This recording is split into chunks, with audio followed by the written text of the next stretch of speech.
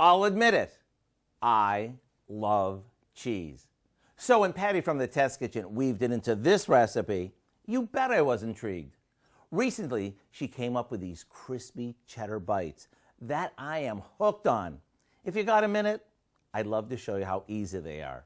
We start by grabbing a mixing bowl and combining some softened butter, a good amount of flour,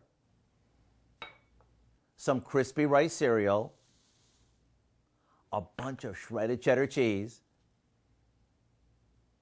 a little salt, and a pinch of ground red pepper.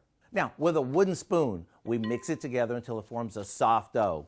It's the combo of the cheese and the butter that holds these together, and that'll make them so good.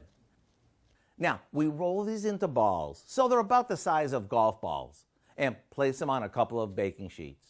Just make sure you leave enough room between them so when you flatten them, they don't run into each other. Now, all we do is pop these in the oven for 10 minutes or so, and they're done. Who would think something this simple could be so darn good? And when it comes to serving them, they're just as at home on a cheese board as they are floating on a bowl of tomato soup. To get the recipe for our crispy cheddar bites, all you have to do is visit our website. I'm Howard of the Mr. Food Test Kitchen, where today we found an unexpectedly cheddary way for you to say, ooh, it's so good. Mm-mm.